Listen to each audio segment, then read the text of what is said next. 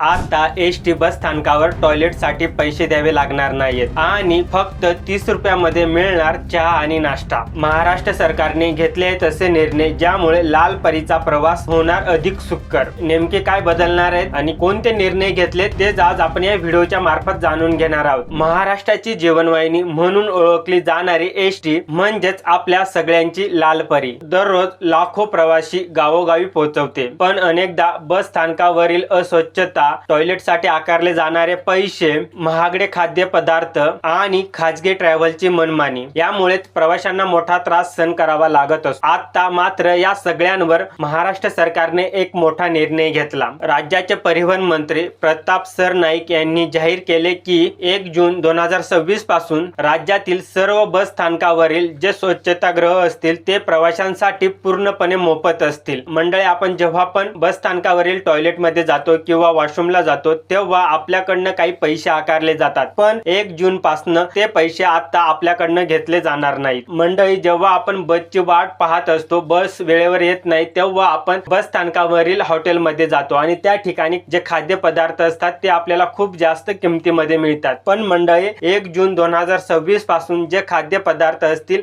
तुम्हाला त्यामध्ये चहा आणि जे नाश्ता असेल तो मिळेल फक्त 30 रुपयामध्ये। तसेच मंडळी, जेव्हा दिवाळी, होळी जे सण असतील तेव्हा जे प्रायव्हेट ट्रॅव्हल वाले असतात ते खूप जास्त तिकीट आकारतात आणि त्यांच्यावर लक्ष ठेवण्यासाठी सरकारने एक समिती नेमली आहे। तसेच बसवर जे काही गावांची नावे बदलले ते मराठीत व्यवस्थित टाकले गेले पाहिजे असं देखील निर्देश प्रशासनाला देण्यात आलेले। मोफत स्वच्छतागृह, स्वस्त नाश्ता, खाजगी ट्रॅव्हलवर नियंत्रण तसेच मराठी भाषेला प्राधान्य हे जे सगळे निर्णय घेतलं यामुळे आपल्या सगळ्या प्रवाशांना एक मोठा दिलासा मिळणार आहे। मंडळी, तुम्हाला हे निर्णय कसे वाटले कमेंट करून नक्की सांगा। माझा हा व्हिडिओ तुम्हाला कसा वाटला ते देखील सांगा। भेटू मंडळी पुन्हा आपण नवीन अशाच एखाद्या व्हिडिओ मध्ये, तोपर्यंत धन्यवाद।